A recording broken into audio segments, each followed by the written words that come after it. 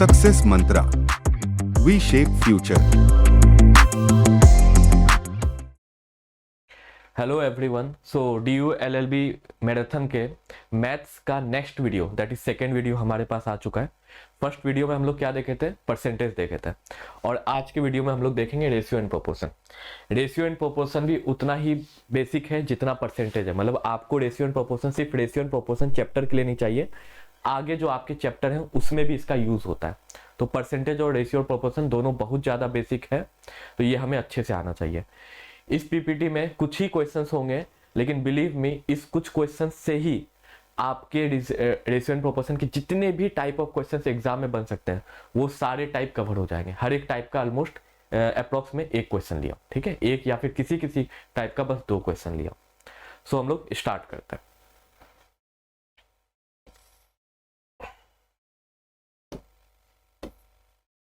हाँ, हमारे पास है ये फर्स्ट क्वेश्चन। क्या बोला है, 3 glasses of equal volumes, equal volumes है ग्लासेस के, contents acid mixed with water, acid mixed with water, acid के साथ क्या मिक्स है, वाटर मिक्स है। The ratio of acid and water are, मतलब ये जो वेसल्स हैं इसमें एसिड और इसका वाटर का रेशियो क्या क्या दिया हुआ है, 2:3 दिया फर्स्ट में, नेक्स्ट में दिया 3:4 एंड 4:5, ठीक है, respectively. Contents of this glasses are poured in a large vessel, एक लार्ज वेसल में इनको रखा गया है। The ratio of acid and water in the large vessel is, तो लार्ज वेसल में रेशियो क्या आएगा, ठीक है। अब देखो स्टार्टिंग में क्या बोला था, 3 वेसल्स ऑफ इक्वल वॉल्यूम्स, तो ये इक्वल है कि नहीं है हमें नहीं पता, तो इसको इक्वल करना पड़ेगा। कैसे इक्वल करेंगे, देखो सबका पहले एडिशन करो, इसका एडिशन कितना होगा, 3 + 2 5 होगा, इसका 7 होगा, इसका एडिशन कितना होगा, 9 होगा। अब जब भी इक्वल करना है तो हम लोग क्या करते हैं, देखो एक तो एलसीएम मेथड होता है, तीनों का एलसीएम ले लो और उससे कर लो मल्टीप्लाई, वो थोड़ा सा कैलकुलेशन में लेंदी हो जाता है। इससे थोड़ा सा हम लोग एक बेटर मेथड यूज करते हैं। बेटर मेथड क्या होता है, देखो सबसे पहले इसको करना है तो इसको किसके साथ मल्टीप्लाई करोगे, ये वाला है, इसको 2 और 3 का निकालना है हमें, तो इसको हाइड कर दो। उसके बाद हमारे पास नंबर क्या बचा, 7 और 9, और 7 और 9 का मल्टीपल क्या होता है, 63 होता है, तो इसको मल्टीप्लाई कर दोगे आप 63 से, ठीक है। वैसे ही अब इसमें आप इसको हाइड कर दो, तो 5 और 9 का मल्टीपल कितना होता है, 45, तो इसको मल्टीप्लाई कर दोगे 45 से। नेक्स्ट में इसको हाइड कर दो, 5 और 7 का क्या मल्टीपल होता है, 35 है ना, तो इसको मल्टीप्लाई आप कर दोगे 35 से, ठीक है। उसके बाद जो रिजल्ट आएगा उसको लिख लो, मैं यहां पे लिख देता हूं।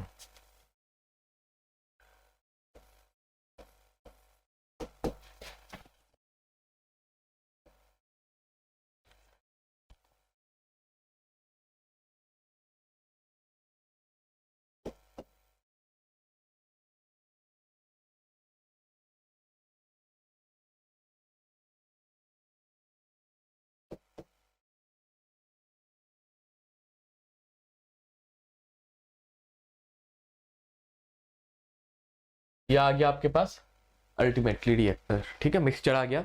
अब इसमें आप देखोगे तो सबका वॉल्यूम इक्वल है।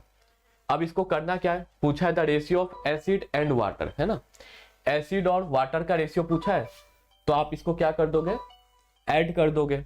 यहाँ पे एसिड वाले सारे ऐड कर दो, यहाँ पे वाटर, यहाँ पे एसिड है ना, और यहाँ पे क्या है, वाटर है, तो ऐड कर दो। 6 + 5 कितना हुआ, 11, कैरी हुआ 1, तो 3 6 0, फिर 3 के बाद 4, है ना, और यहाँ पे कितना आ जाएगा, कैरी 1 हुआ तो 8 2 16 17, और ये हो गया 24, 2 हुआ 3 4 5, तो 544, ये आपका रेशियो है। So this is the final answer. आपको एक ऑप्शन में ये ऑप्शन दिया, एक ऑप्शन में ये दिया हुआ रहेगा, और यही आपका आंसर रहेगा, ठीक है। आगे देख लो क्या ये डिवाइड हो रहा है, नहीं ये किसी से डिवाइड नहीं होगा, ठीक है। So this will be the final answer. अब हम लोग नेक्स्ट क्वेश्चन में मूव करते हैं।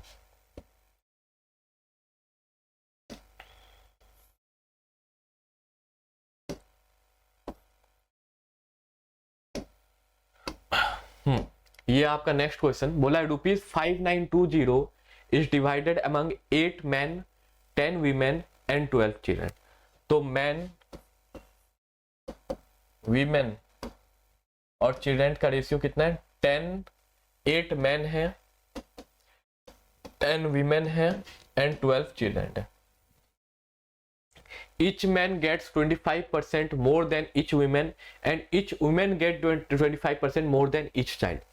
अब देखो इसमें दो बार 25% यूज किया जा रहा है, तो इसको निकालने का क्या मेथड होता है? 25% मतलब होता है 1/4, है ना। दो बार यूज किया जा रहा है तो 1/4 इंटू 1/4 कर दो तो 1/60। मतलब अल्टीमेटली जिसके साथ रिलेशन दिया है लास्ट में, किसके साथ दिया है? Each women get 25% more than each child. Child के साथ लास्ट में रिलेट किया है, तो चाइल्ड का इनकम क्या मान लोगे? 16 मान लोगे, तो उससे हमारा कैलकुलेशन इजी आ जाएगा, फ्रैक्शन में नहीं आएगा, ठीक है। सो ये था इनका, किसका रेशियो था? ये नंबर का था, है ना, कितने नंबर ऑफ मैन है, कितने नंबर ऑफ वीमेन है, ये सब था। और दूसरा है अमाउंट का, ठीक है, दूसरा रेशियो हमारा अमाउंट का। तो इसमें सबसे पहले चिल्ड्रन को क्या मान लो? 16, ठीक है। उसके बाद क्या बोला है? Each women gets 25% more than each child. 25% मतलब होता है 1/4, लेकिन ज्यादा हुआ है तो इसको क्या कर दोगे? 5/4 हो जाएगा। और किसका निकालना है? ये 16 का निकालना है, तो 4 4 जा 16, 5 4 जा 20, तो 20 किसका आ गया? वीमेन का आ गया। क्लियर है? उसके बाद फिर किसका है? मैन का 25% मोर देन ईच वीमेन बोला है, तो 25% मोर मतलब अगेन 5/4। और वीमेन का कितना हमारा है? 20 का, तो 4 5 जा 20, 5 5 जा 25, है ना। तो 25 यहाँ पे वैल्यू आ गया। क्लियर? ये आ गया इनका अमाउंट का रेशियो। क्लियर है? आगे देखो, then find the amount received by each women. ये आपसे पूछा गया है, ईच वीमेन के पास कितना अमाउंट आएगा, ये पूछा गया। तो देखो ये नंबर है और ये अमाउंट है एक पर्सन का, तो टोटल अमाउंट कैसे निकलेगा? ये दोनों को आपस में मल्टीप्लाई कर दोगे तो टोटल अमाउंट आपका आ जाएगा, है ना। तो दोनों को टोटल अमाउंट में लिख सकता हूं, ये दोनों को मल्टीप्लाई करके कर दो, कितना हो जाएगा? वो बच गया 170, ये आ गया 200, और ये कितना होगा? 16 160 और 16 2 जा 32, सो 2 9 192, कितना आ गया? 192 आपका आ गया, ठीक है। अब देखोगे तो बोला है ₹5920, मतलब टोटल जो अमाउंट था वो 5920 है।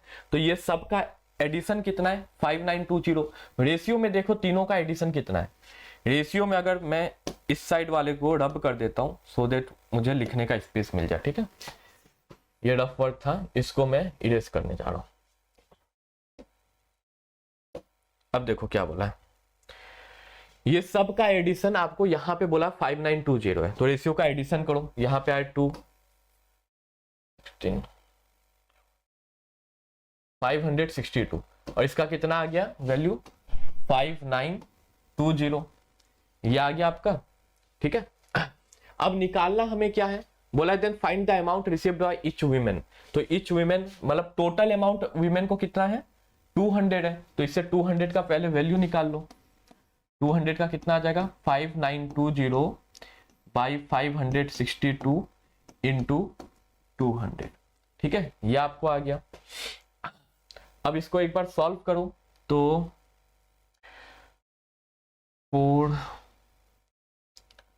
2 से देखो, 2 2 जा 4 5 2 8 जा 16 2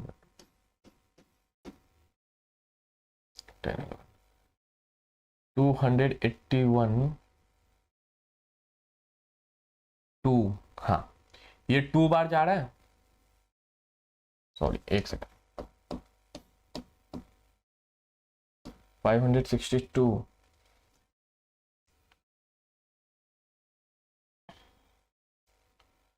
282 जा 562 62 72 82 92 30 बचा है। अप्रॉक्स 2 बार जा रहा है ना, तो कितना हुआ? 2000 हो गया, ठीक है। अप्रॉक्स 2000 आया है। सो अब ये 2000 आया। टोटल वीमेन कितने थे? टोटल वीमेन था हमारे पास 10 वीमेन, तो ये है 10 वीमेन का अमाउंट। अब एक वीमेन का अमाउंट कैसे निकल जाएगा? इसको डिवाइड कर दो तो कितना आ जाएगा 200। तो ये आपका आंसर है। ठीक है, चलो नेक्स्ट क्वेश्चन में मूव करते हैं।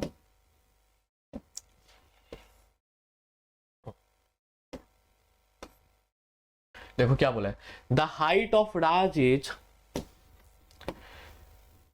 The height of Raj is directly proportional to the square root of his age. उसके एज से के स्क्वायर रूट से डायरेक्टली प्रोपोर्शनल है। ठीक है, what will be the height of Raj at 16 years if he is 4 feet tall at the age of 9।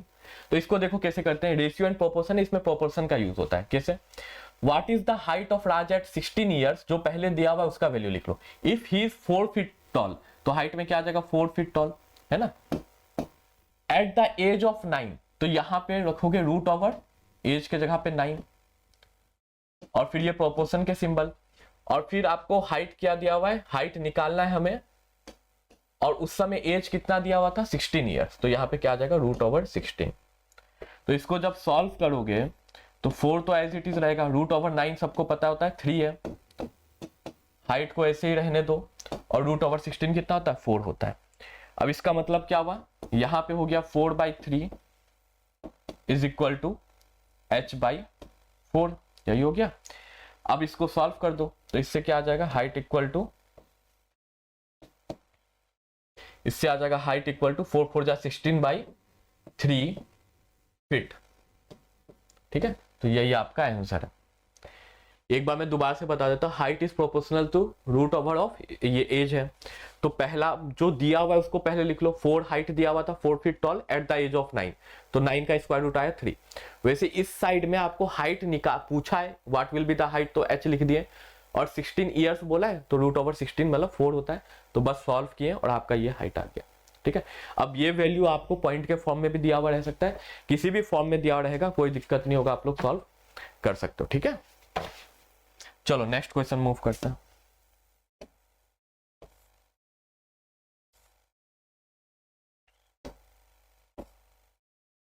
हाँ,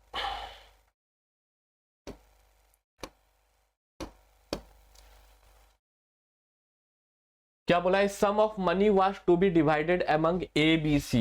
ए B C में एक सम ऑफ मनी डिवाइड होना था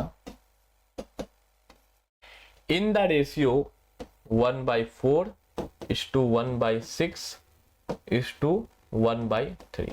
ठीक है, देखो सबसे पहले आगे क्वेश्चंस कुछ भी हो, आप लोगों को ये रेशियो को क्या करना पड़ेगा, सिंपल फॉर्म में लाना होगा। अभी आपके पास है फ्रैक्शन में, तो इसको सिंपल फॉर्म में कैसे लाओगे, ये तीनों के जो डिनोमिनेटर है उसके एलसीएम से इसको मल्टीप्लाई कर दोगे, तो इनका एलसीएम क्या है 12 है, तो 12 से आप मल्टीप्लाई कर दिया।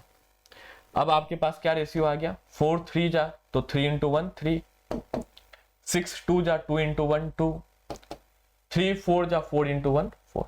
तो ये अल्टीमेटली आपका रेशियो दिया हुआ है सिंपल फॉर्म में। ठीक है, but by mistake it was divided in the ratio 7:8:12, लेकिन इसको बाय मिस्टेक 7:8:12 के रेशियो में दे दिया गया है। ठीक है, अब बोला इफ बी रिसीव्ड ₹200 एक्स्ट्रा, है ना। देखो B received 200 extra, then find what amount was distributed among A B and C. ठीक है, सो बी रिसीव्ड अगर ₹200 एक्स्ट्रा बोला है, तो यहां पे आप देख सकते हो कि बी को रेशियो में कितना ज्यादा मिला है, 6 का ज्यादा मिला है, और इसका वैल्यू कितना दे दिया, 200 दे दिया है। Then find the amount received by A B and C, मतलब ये तीनों का आपको समेशन निकालना है। ठीक है, तो ये तीनों का कैसे होगा, 8 7 15 15 25 26 27, तो 27 का आपको वैल्यू निकालना है। ठीक है, तो ये हो जाएगा 200/6 इंटू 27, तो 3 2 जा 6, 3 9 जा 27, 2, तो क्या आ गया आंसर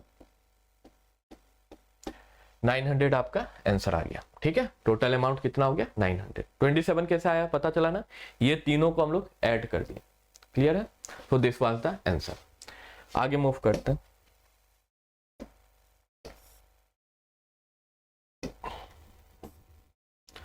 हाँ, अब देखो ये टाइप ऑफ क्वेश्चन एग्जाम के लिए बहुत ज्यादा इंपॉर्टेंट है और स्टूडेंट्स को ये बहुत ज्यादा कंफ्यूजिंग भी लगता है, लेकिन जैसे मैं बताऊंगा अगर आप ध्यान से सुनोगे डेफिनेटली आपको समझ में आएगा। ध्यान से समझना, मैं बिल्कुल धीरे धीरे बताऊंगा, कोई जल्दी नहीं है, हम लोग आराम से समझते हैं, ठीक है। बोला है bag contains a certain number of coins of rupees 1, 50 पैसे एंड 25 पैसे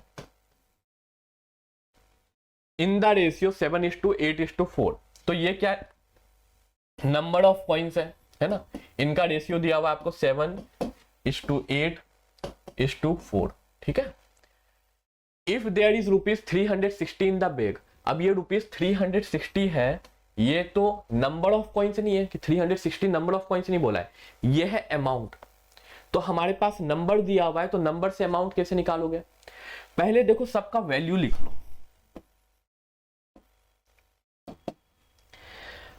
अगर ₹1 का कॉइन है और 7 कॉइन है तो इसका वैल्यू कितना आएगा? 7 आएगा ना, है कि नहीं? 7 आएगा। अब देखो 50 पैसे का कॉइन है और 8 कॉइन्स है। अब दो 50 पैसे का कॉइन्स मिलकर के कितना होता है? ₹1 बनता है। तो जब यहाँ पे 50 पैसे हैं तो इसका हाफ कितना होता है? सॉरी 50 पैसे और यहाँ पे 8 कॉइन्स हैं तो इसका हाफ कितना होता है? 4। मतलब इससे जो टोटल अमाउंट आएगा वो 4 आएगा, ठीक है। और 25 पैसे कॉइन्स, 25 पैसे के 4 कॉइन्स मिलते हैं, है ना, 4 कॉइन्स मिलते हैं तब वो ₹1 बनता है और यहाँ पे 4 ही है, तो 4 कॉइन्स मिलकर कितना रुपए बना? बस ₹1 बना, ठीक है। यह आपका आ गया वैल्यू का रेशियो, ठीक है, अमाउंट का वैल्यू का रेशियो। अब यही आपको बोला if there is ₹360 in the bag, मतलब ये तीनों का एडिशन कितना आपको बोल दिया है? 360 है, तो ये तीनों का एडिशन आपको आ कितना रहा है रेशियो में? 12 आ रहा है, और 12 का वैल्यू बता दिया 360। पूछा है then calculate number of coins of 25 paise. तो नंबर ऑफ कॉइन्स ऑफ 25 पैसे कितने? 4 है, तो इससे 1 का वैल्यू कितना आ जाएगा? 30 आ जाएगा। तो इसी से आपका 4 का कितना वैल्यू आ जाएगा? 120 आएगा। तो यही आपका आंसर है। क्लियर हुआ ना? नंबर्स को पहले वैल्यू के फॉर्म में लिख लो, उसके बाद क्वेश्चन सॉल्व करना बहुत आसान हो जाता है। वैल्यू के फॉर्म में क्यों लिखे? क्योंकि अल्टीमेटली आपको यहाँ पे वैल्यू का एडिशन दिया है, ना कि नंबर ऑफ कॉइन्स का एडिशन दिया है। क्लियर है? चलो आगे मूव करता हूं।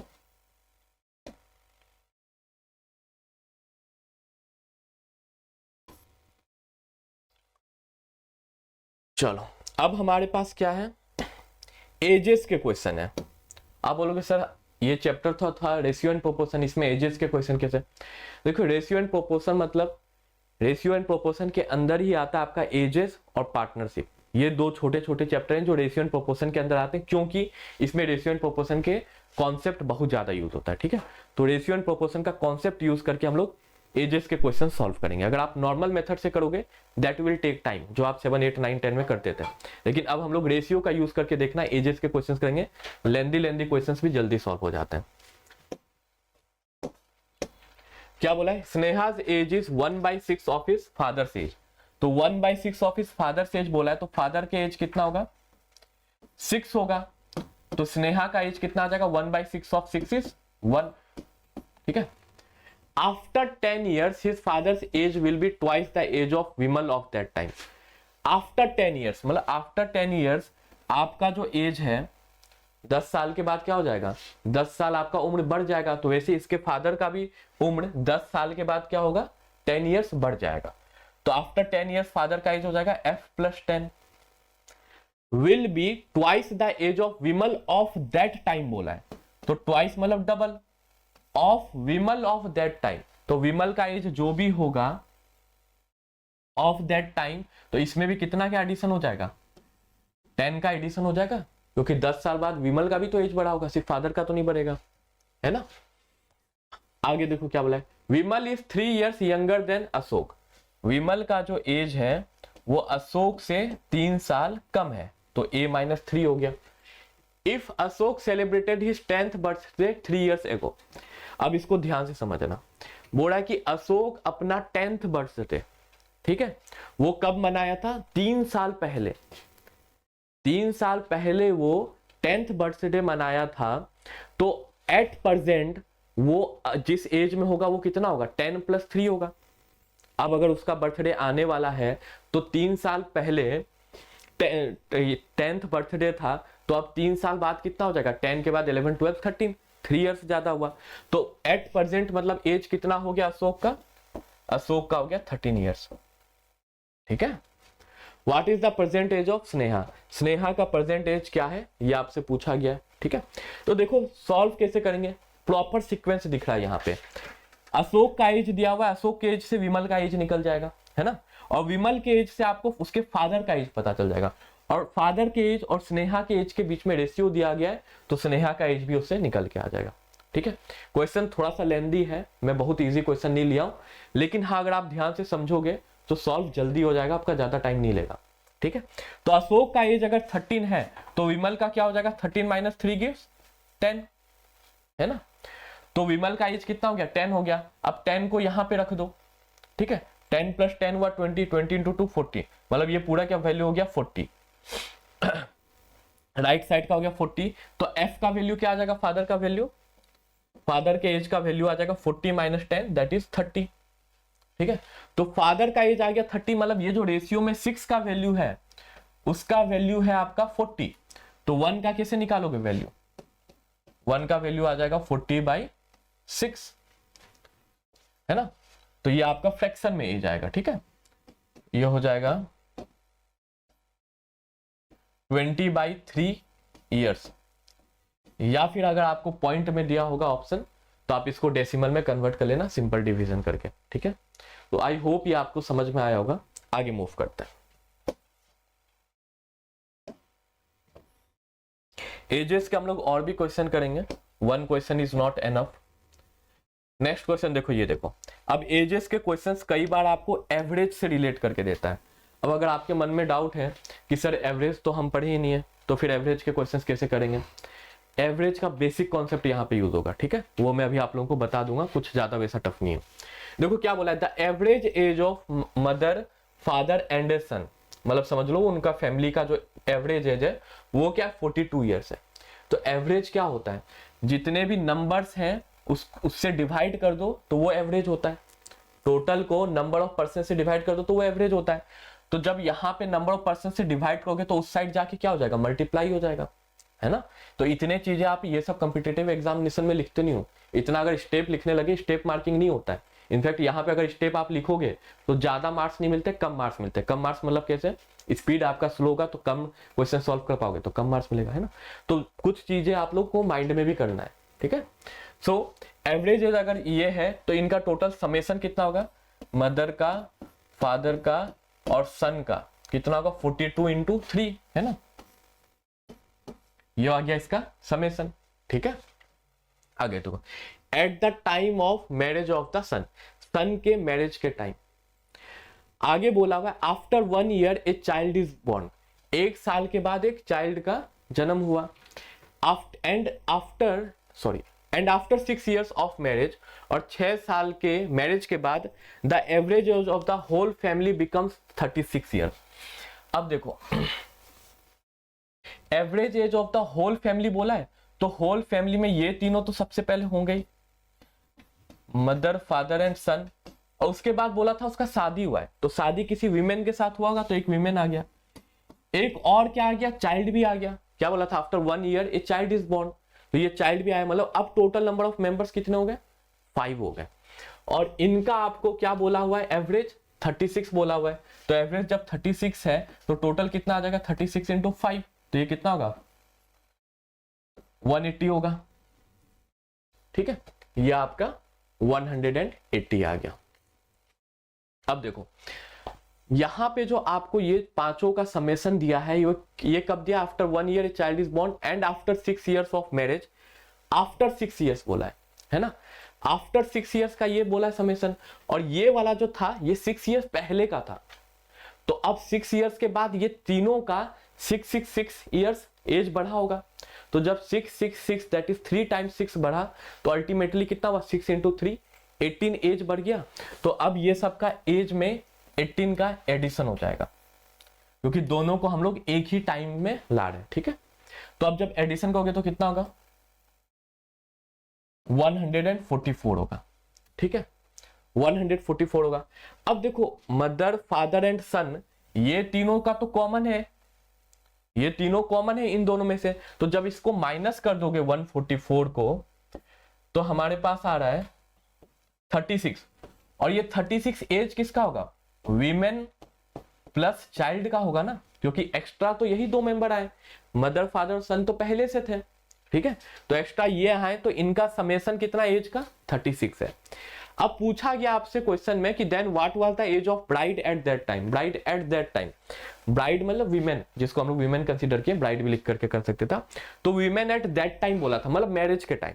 पहले वीमेन का एज निकालो इस टाइम पे, इस टाइम पे कैसे निकालोगे, चाइल्ड देखो शादी के एक साल बाद ही चाइल्ड का बॉर्न हो गया था, और उसके फिर शादी के 6 साल के बाद का हम लोग ये देख रहे हैं रेशियो, 6 साल बाद का ये समेशन है, तो चाइल्ड का एज कितना होगा, शादी हुआ उसके 6 साल बाद का देख रहे हैं ये समेशन, और शादी के जस्ट 1 साल बाद ही एक चाइल्ड हो गया है, तो वो चाइल्ड पूरे 5 साल जिया होगा, है ना, तो चाइल्ड का एज कितना होगा 5 होगा, तो इससे अगर आप 5 माइनस कर दोगे जो कि आ रहा है 31, तो ये किसका एज हो गया, वीमेन का या फिर ब्राइड का एट प्रेजेंट टाइम। लेकिन क्या वीमेन का प्रेजेंट टाइम में एज पूछा है, नहीं, ब्राइड का पूछा है टाइम जब उसकी शादी हुई थी, शादी कितने साल पहले हुए थे, 6 इयर्स पहले हुआ था, तो इसको क्या माइनस कर दोगे 31 से 6 आप माइनस कर दोगे तो कितना आ जाएगा 25 इयर्स, और यही आपका आंसर है, ठीक है। क्वेश्चन थोड़ा सा डिफिकल्ट था, थोड़ा सा लॉजिकल था, आपको सोचना पड़ेगा। होता यह है कि एग्जाम के टाइम प्रेशर में ये सब क्वेश्चन सॉल्व करना मुश्किल हो जाता है, लेकिन अगर आप प्रैक्टिस करोगे तो कहते हैं ना practice makes a man perfect, तो अगर आप प्रैक्टिस करोगे तो ये सब क्वेश्चन भी एग्जाम में देख के डरोगे नहीं और सॉल्व कर लोगे। और एक्सपेक्टेड यही है कि this is the upmost level, इससे ज्यादा हाई लेवल के क्वेश्चन आपके एग्जाम में आ ही नहीं सकता है, मैं गारंटी लेता हूं। आएगा तो इस लेवल का या फिर इससे नीचे ही आएगा, तो मैं बहुत ज्यादा इजी क्वेश्चन इसलिए नहीं लिया हूं। आगे मूव करते हैं नेक्स्ट क्वेश्चन में।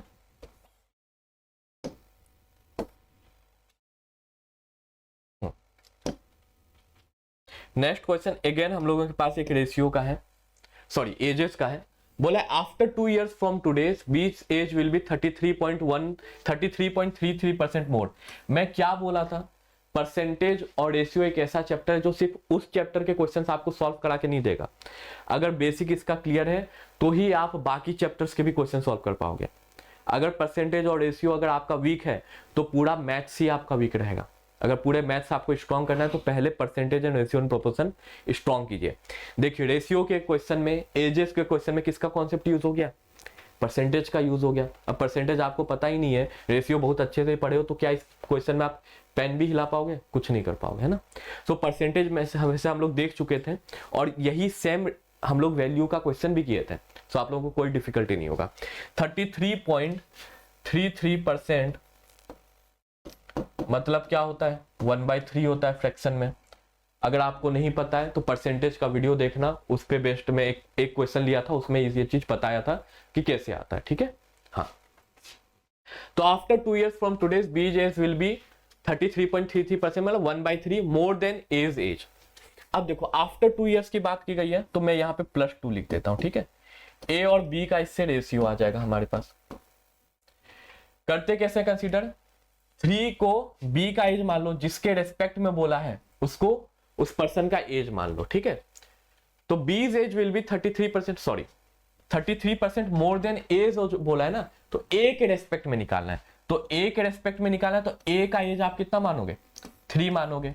बी का एज कितना मानोगे, B's age will be 33.33% more than age. जब भी मोर बोले तो ये दोनों को एडिशन कर दो, अगर लेस बोलता तो ये दोनों को सब्ट्रैक्शन कर देते हो, तो 3 + 1 कितना होगा 4। मतलब अगर ए का एज 3 है तो बी का एज कितना होगा 4 होगा। ये आपका रेशियो निकल के आ गया। आगे बोला if the ratio of age after 3 years। अब देखो ये रेशियो दिया हुआ है तो इसमें x ऐड कर सकते हैं। अब बोला if the ratio of age after 3 years, तो अब 2 years के बाद आफ्टर 3 years लिया कि स्टार्टिंग से 3 years लिया, एक बार क्वेश्चन को दोबारा से पढ़ के समझ में आएगा।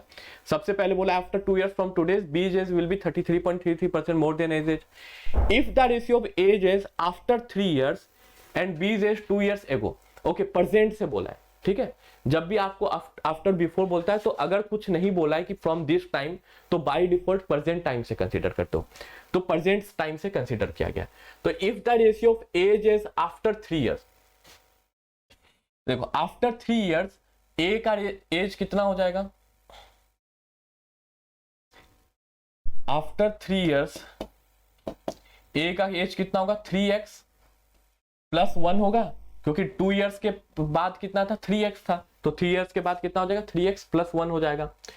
और b का एज कितना हो जाएगा, b का एज बोला गया, ये a का था, और b का एज 2 इयर्स एगो।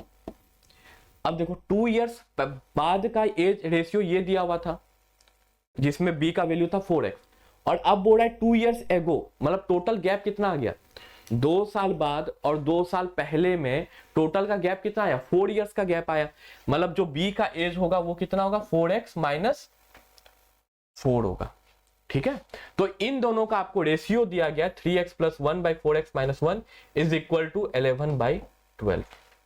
क्लियर है ये? अगर क्लियर नहीं है तो वीडियो को पॉज करना, दोबारा से सुनना, आपको समझ में आ जाएगा। ठीक है, तो 11:12 है respectively. Then find the ratio of ages after 5 years from today and B's age 3 years ago। पहले देखो इससे कैलकुलेट करो कि x का वैल्यू क्या आ रहा है। क्रॉस मल्टीप्लीकेशन करोगे, 12 3 36x plus 12 is equal to 44x minus 44। तो ये आपका आ गया 8x इज इक्वल टू, ये इस साइड गया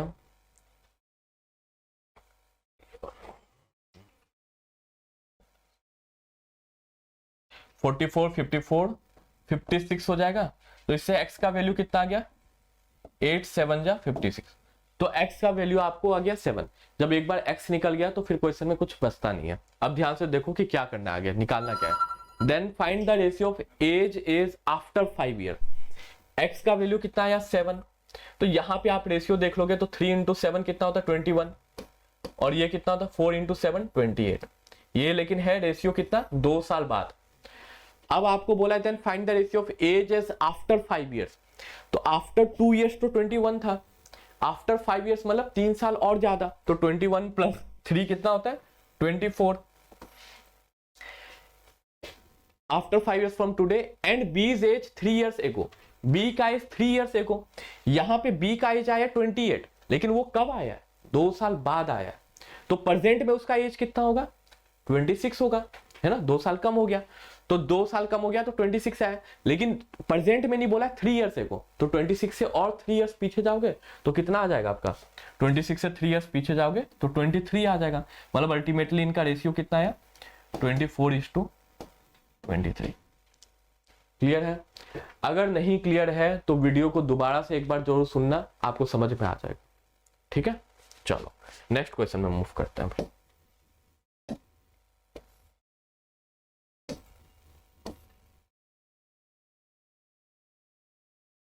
एक और एजेस का क्वेश्चन है हमारे पास। देखो क्या बोला है, father is 4 times the age of his daughter. मतलब फादर का एज क्या होगा 4D होगा, है ना, 4 times the age of his daughter बोला है। If after 5 years he would be 3 times of daughter's age. तो आफ्टर 5 इयर्स क्या होगा, फादर का एज भी 5 इयर्स ज्यादा हो जाएगा। अभी अभी मैं बता चुका हूं ये। तो if after 5 years he would be 3 times, तो 3 times means 3 multiplied by 3 times of daughter's as. और डॉटर का एज कितना है 4D है, तो डॉटर का एज कितना है 4D। एक सेकेंड, नहीं, डॉटर का एज क्या हो जाएगा उस समय D प्लस 5 हो जाएगा। क्यों होगा फिर से सुनो।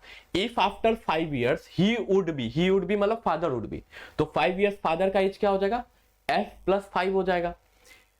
Will be 3 times of daughter age. तो डॉटर का एज हम लोग माने थे कितना D माने थे, वो 5 इयर्स के बाद डॉटर का एज कितना हो जाएगा D प्लस 5 हो जाएगा, उसका 3 टाइम्स 3 इंटू D प्लस 5 हो जाएगा।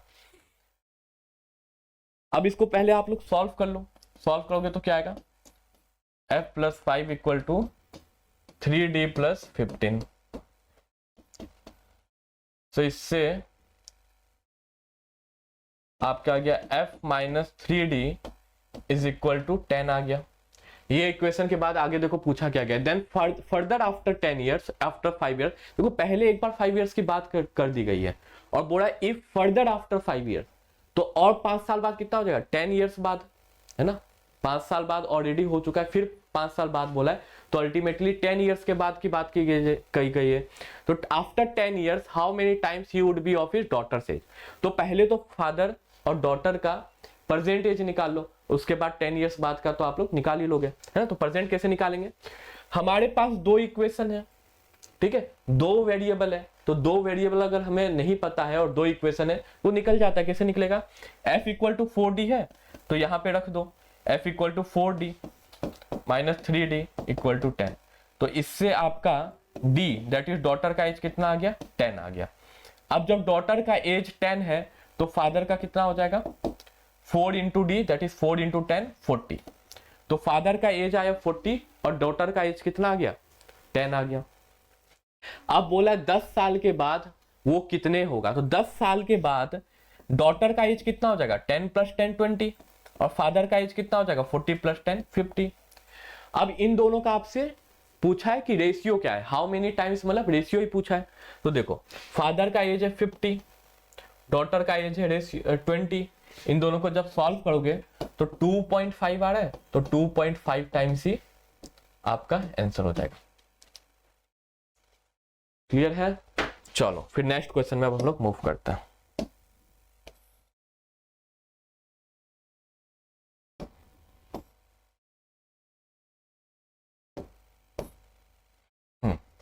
अब हमारे पास आ गया पार्टनरशिप का क्वेश्चन।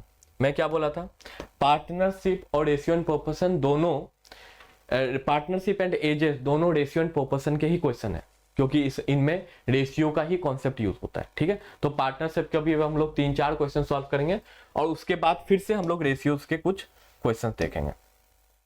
ध्यान से सुनना, जिनका पार्टनरशिप वीक है उनको भी समझ में आएगा, प्रोवाइडेड जो मैं बोल रहा हूं वो आप ध्यान से सुनो, ठीक है। क्या बोला है, 3 partners started A business by investing ₹60,000 to 80,000 and ₹120,000। ये जो आपको अमाउंट दिया है ना, इसको स्टार्टिंग से ही आप सिंपल फॉर्म में लिख दो, इससे आपका बाद में चल के कैलकुलेशन कम रहेगा और आप जल्दी क्वेश्चन को सॉल्व कर पाओगे। ये तीनों में क्या है, 3 नॉट इवन 3, 4 जीरोस क्या है, कॉमन है। देखो इसमें भी लास्ट में 4 जीरोस है, उसमें भी 4 जीरोस है, उसमें भी 4 जीरोस है, तो 4 जीरो को स्टार्टिंग में कैंसिल कर दो, क्योंकि अल्टीमेटली हमें रेशियो लेना है तो बाद में वो कैंसिल होगा ही होगा। तो एक पार्टनर को मैं मान लेता हूं A, दूसरे पार्टनर को मैं मान लेता हूं B, तीसरे पार्टनर को मैं मान लेता हूं C, ठीक है। तो जब 4 जीरो को कैंसिल कर दोगे तो A का अमाउंट कितना आया, 6 आया, B का अमाउंट कितना आया, 8 आया, और C का अमाउंट कितना आया, 12 आया। क्लियर है, C का सबसे ज्यादा यहाँ पे इन्वेस्टमेंट है। आगे देखो, first partner left the business after 4 month, 4 month बाद वो फर्स्ट पार्टनर बिजनेस को छोड़ दिया, तो काम वो कितने किया, पैसे कब तक लगाए, 4 मंथ तक लगाए। तो फर्स्ट पार्टनर जब 4 मंथ तक लगाए तो इसको मल्टीप्लाई कर दो 4 से। ऐसा क्यों होता है, जो भी हमारा प्रॉफिट आता है वो हमेशा अमाउंट और टाइम के मल्टीप्लीकेशन के रेशियो में आता है। कॉमन सेंस है ना, आपको प्रॉफिट किस रेशियो में मिलेगी, आप कितना अमाउंट लगा रहे हो और कितने टाइम तक लगा रहे हो। जो ज्यादा अमाउंट लगाएगा, जो ज्यादा टाइम तक लगाएगा उसको प्रॉफिट भी ज्यादा मिलेगा, जो कम टाइम तक पैसे लगाएगा और कम अमाउंट लगेगा उसको प्रॉफिट का शेयर भी कम मिलेगा। तो ये हम लोग प्रॉफिट का रेशियो निकाल रहे हैं, ठीक है। तो 4 तक हो गया। आगे देखो, सेकेंड आफ्टर 9 मंथ्स, मतलब सेकेंड वाला क्या किया होगा, 9 मंथ्स तक पैसे लगाया होगा तो मल्टीप्लाई बाय 9 कर दिए। And third remained in the business for the whole year, तो होल ईयर मतलब कितने मंथ्स होते हैं, 12 मंथ्स, तो इसको मल्टीप्लाई हम लोग कर दिए 12 से, ठीक है। ऐसा करने के बाद बोला at the end of the year, year का एंड हो गया है, the total profit earned is rupees इतना, then find the share of the profit. तो देखो सबसे पहले इसमें देखो, ये सबका आप रेशियो लोगे, मल्टीप्लाई करने के बाद डिवाइड करोगे तो कैलकुलेशन ज्यादा हो जाएगा, तो क्यों ना यहाँ पे डिवाइड कर लो। ये तीनों में कॉमन क्या है, देखो तीनों में मुझे 3 कॉमन दिख रहा है, 3 इंटू 2 6, 3 इंटू 3 9 एंड 3 इंटू 4 12। और कुछ कॉमन दिख रहा है क्या, 2, यस 2 दिख रहा है, 2 यहां से कैंसिल हुआ, 2 4 जा 8, 2 2 जा 4। अब एक बार देख लो, फिर और डिवीजन होगा, लेकिन एक बार पहले हम लोग मल्टीप्लाई करके लिख लेते हैं। 4 यहाँ पे आया 12 और यहाँ पे आया 24, और ये देखोगे तो अब और डिवाइड होगा, 4 से डिवाइड होगा, तो 4 1 जा 4, 4 3 जा 12, 4 6 जा 24। मतलब ए बी और सी का प्रॉफिट का रेशियो अल्टीमेटली कितना है, 1:3:6 आ गया। ठीक है, और इसी में बोला है at the end of the year the total profit earned is, ये तीनों का total profit that is addition of this three, ये कितना, इतना है। Then find the shares of profit, shares of profit मतलब ए के हाथ में कितना आएगा, बी के हाथ में कितना आएगा, सी के हाथ में कितना आएगा। टोटल अगर ऐड करोगे 10 आया, और 10 का वैल्यू है 160480, तो इससे 1 का वैल्यू कितना आ जाएगा, 16048, और यही तो किसका शेयर है, ए का शेयर है, तो ए का शेयर कितना आ गया आपका 16048। बी का शेयर कितना निकलेगा, 3 है, तो 3 से मल्टीप्लाई किसको कर दोगे, 16048 को, तो कितना आ जाएगा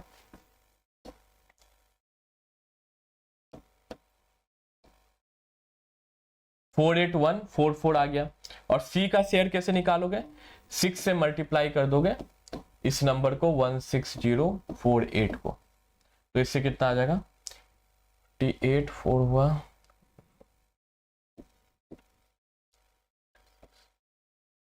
ये आ गया आपका सी का शेयर। मतलब ए का शेयर आया 16048, बी का आया 48144 और सी का आया 96288। क्लियर है? चलो, ये था पार्टनरशिप का हमारा फर्स्ट क्वेश्चन। आगे और कुछ पार्टनरशिप के क्वेश्चन हम लोग देखते हैं।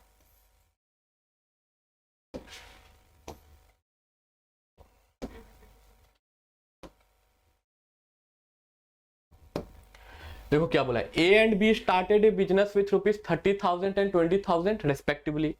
After 4 months, C joins them with the capital of this and after 4 months, A takes away half of his capital. Find the profit sharing ratio at the end of the year. ध्यान से सुनना, starting कौन किया है, बस A और B किया है। ठीक है, विथ ₹30,000 and 20,000, अगेन इसको सिंपल फॉर्म में लिख लो, है ना। तो सिंपल फॉर्म में इसका क्या होगा, 3 होगा, इसका 2 होगा। ठीक है, after 4 months C joins with the capital of 10,000, 10,000 मतलब 1, और ये क्या है, आफ्टर 4 months ज्वाइन किया था, मतलब 4 months ये कम काम किया होगा, 4 months तक काम नहीं किया, तो बच्चे कितने, 12 में से 4 हटा दो तो 8 months, मतलब ये काम किया बस 8 months।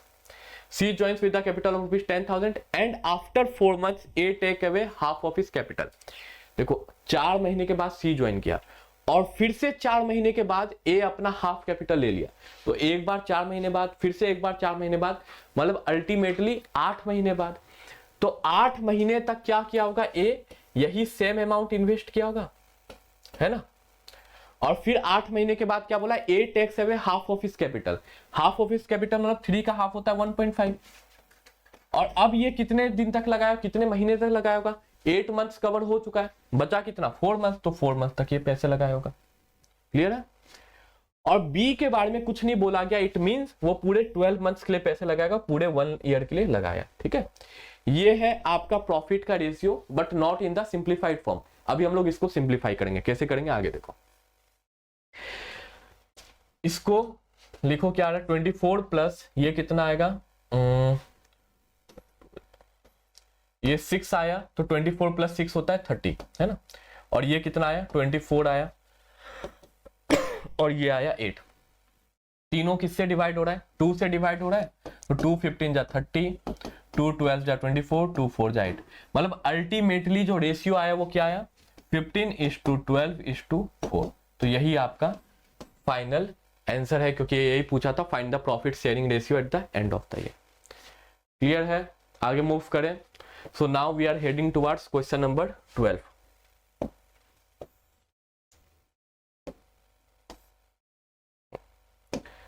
तो ये है आपका क्वेश्चन नंबर 12। देखो क्या बोला है, A invested 1/6 part of the total capital. जितना भी कैपिटल हुआ होगा उसका 1/6 बस वो इन्वेस्ट किया है, कितने, for 1/6 of the time. 1/6 of the time मतलब क्या, एक साल का 1/6, तो एक साल का 1/6 कितना होता है, एक साल में होता है 12 months, तो 1/6 उसका कितना हो जाएगा, 2 months हो जाएगा। B invested 1/3 for 1/3 time.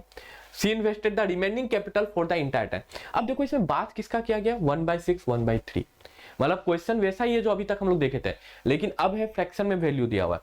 तो जब फ्रैक्शन में दिया हुआ रहता है तो कैलकुलेशन इजी करने के लिए मैं क्या बोला हूं, जो डिनोमिनेटर है उसका एलसीएम ले लो। डिनोमिनेटर यहाँ पे क्या 6 है और 3 है, इन दोनों का एलसीएम क्या होता है, इन दोनों का एलसीएम होता है 6 ही, जो दोनों से डिवाइड होता है ना। तो इसको हम लोग क्या मान लिए, टोटल कैपिटल मान लिए। ये जो एलसीएम है आपका, ये है टोटल कैपिटल। अब इसके हेल्प से हम लोग क्वेश्चन सॉल्व करेंगे, कैसे करेंगे ध्यान से सुनो। A invested 1/6 part of the total capital, 1/6 total capital का कितना 6 है, तो 1/6 ऑफ 6 कितना होता है 1 होता है।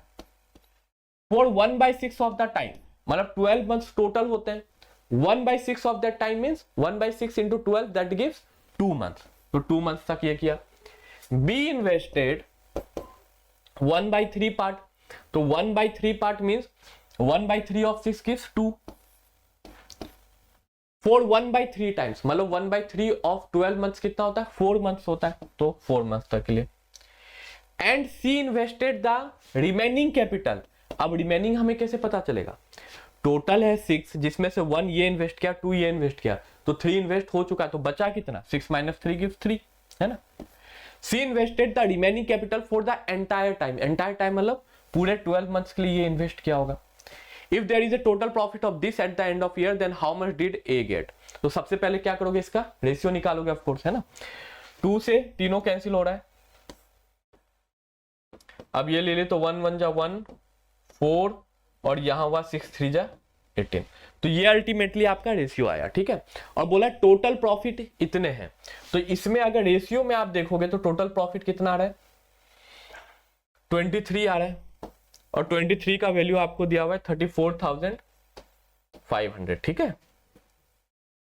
पूछा how much did A get, तो ए का वैल्यू क्या आएगा 1 आएगा, 1 मतलब बस ये दोनों को आपस में आप क्या कर दोगे 34,500 से 23 को डिवाइड कर दोगे, है ना। तो ये आप लोग करके देख लेना, जो भी आंसर आएगा वही आपका आंसर होगा। 23 1 टाइम से जाएगा और फिर 23 मैं कर देता हूं, चलो 23 1 जा 23 हुआ, कितना बचा 23 30 115 बचा। 23 अगर 5 बार लोगे तो 5 3 जा 15 5 2 जा 8 9 95 हो रहा है, 6 बार कितना होगा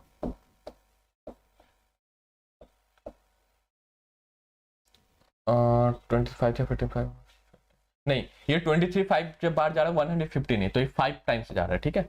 और लास्ट में 0 आपका बचा हुआ है, मतलब अल्टीमेटली आंसर कितना आया 1500 आपका आ गया। क्लियर है ना। चलो फिर नेक्स्ट क्वेश्चन में मूव करता।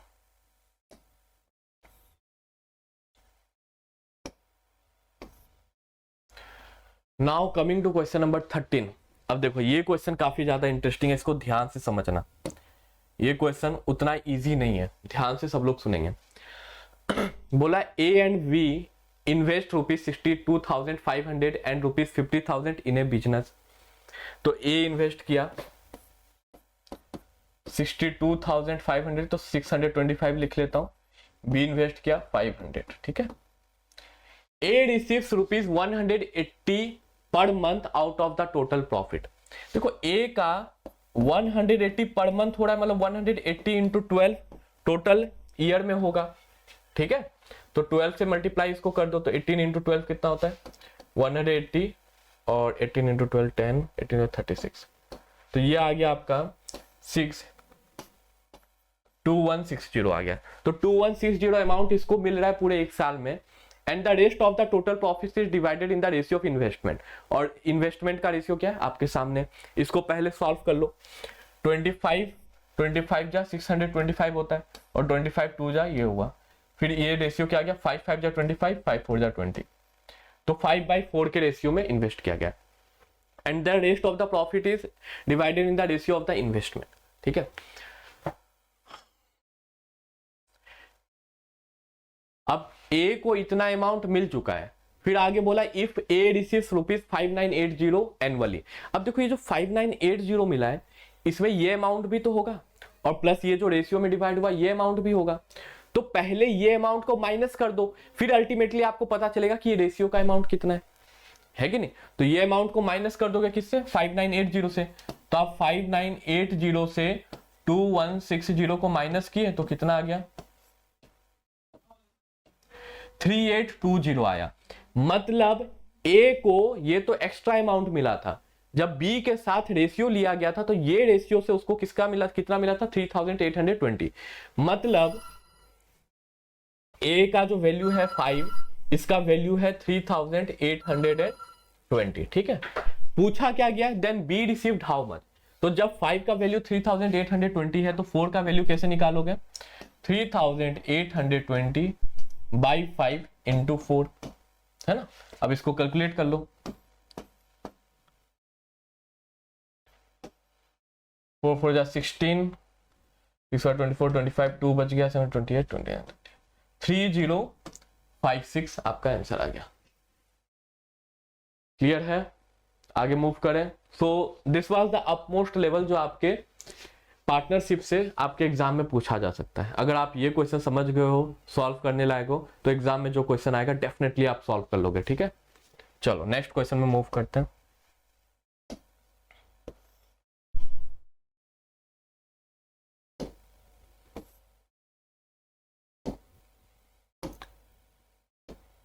अब अगेन हम लोग किसमें आ गए, सिंपल जो रेशियो के क्वेश्चंस होते हैं उसमें आ गए। बोला था income of A B and C are in the ratio, तो ए बी और सी के इनकम का आपको रेशियो बोला है 3:7:4 and their expenses in the ratio 4:3:5। Expenses का रेशियो क्या है, 4:3:5 है। इफ ए सेव्स ₹300, ये था out of an income of ₹300, यहां पे एक स्पेस है, ठीक है। If A saves ₹300 of an income of rupees इतना, तो ए का इनकम कितना बता दिया 2400, और यहां पे ए का इनकम आपको कितना दिख रहा है 3, मतलब 3 का वैल्यू कितना है 2400, तो 1 का वैल्यू कितना हो जाएगा 800 हो जाएगा, है ना। तो इससे आप इनकम का एक्चुअल में जो अमाउंट का रेशियो वो निकाल लो, कितना आ जाएगा, ये हो गया 3 × 8 2400, और ये हो गया 8 × 7 5600, और ये हो गया 8 × 4 3200। ठीक है, हाँ। ऑफ द सेविंग्स ₹300 ये सेव किया, तो ए का सेविंग कितना है, यहाँ पे नीचे हम लोग सेविंग का लिख लेंगे। सेविंग कैसे निकलता है, इनकम माइनस एक्सपेंडिचर, जितना आप कमा रहे हो उससे अगर माइनस कर दो कि जितना आप खर्चा करो तो वही आपके हाथ में बचेगा, वही आपका सेविंग होगा। तो सेविंग ए का कितना है 300 है, ठीक है। जब सेविंग ए का 300 होगा और इनकम है उसका 2400, तो उसका एक्सपेंस कितना हुआ होगा 2100 हुआ होगा ना, इन दोनों को माइनस कर दिए तो, ठीक है, 2100 हो गया। ठीक है, अब 2100 हो गया और एक्सपेंस में आपको वैल्यू 4 का कितना, एक्सपेंस में इसका वैल्यू कितना दिया 4 दिया है, मतलब 4 का वैल्यू हो गया 2100, तो इससे 1 का वैल्यू कितना आ जाएगा 525। तो इससे बाकी के एक्सपेंस के वैल्यू भी आप निकाल लोगे, निकाल सकते हैं बिल्कुल। तो बाकी के एक्सपेंस के वैल्यू कितना हो जाएगा 525 × 3, तो 5 3 जा 15, कैरी बचा 1, 3 2 जा 6 7, और फिर 5 3 जा 15, और इसका कितना आ जाएगा 5 5 जा 25, 2 बचा, 5 2 जा 10, 11 12, हाथ में बच गया 1, 5 5 जा 25 26, ये आ गया इसका वैल्यू। ठीक है, सी का वैल्यू पूछा था। Savings of B and C are, B और सी का सेविंग क्या है, तो सेविंग के लिए क्या करोगे, इन दोनों को सिंपल माइनस कर दोगे, इनकम इतना एक्सपेंडिचर इतना है तो माइनस कर दोगे तो आपका सेविंग आ जाएगा। तो ये हो गया 5, ये हो गया 2, ये हो गया 0, और ये हो गया 4, और ये आया 10 - 5 5, ये आ गया 9 - 2 7, ये आ गया 6 5 575। तो एक आंसर हो गया 4025, दूसरा क्या हो गया 575। ठीक है, क्लियर है। नेक्स्ट क्वेश्चन में हम मूव करते हैं।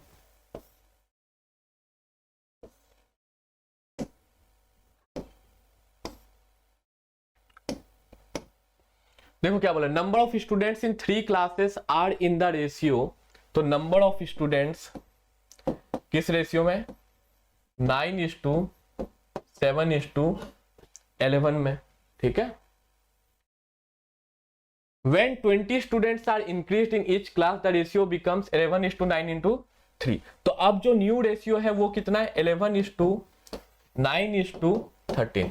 जब 20 स्टूडेंट्स इंक्रीज हुए, और यहाँ पे रेशियो में आप देख सकते हो सब में कितना का इंक्रीज हुआ है, 2 का इंक्रीज हुआ है, तो 2 का मतलब क्या हो गया, 20 हो गया। Find the difference between the initial number of students in class A and final number of students in class सी।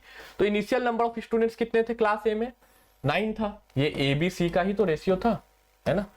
और final number of students in class 6 सी कितने, 13 है, तो 9 और 13 को माइनस करोगे तो कितना आ रहा है, 4। तो 4 का हमें वैल्यू निकालना है तो कितना निकल जाएगा, 2 का अगर 20 है तो 4 का कितना हो जाएगा, मल्टीपल ऑफ 2, 20 मल्टीप्लाइड बाई 2, 40, है ना।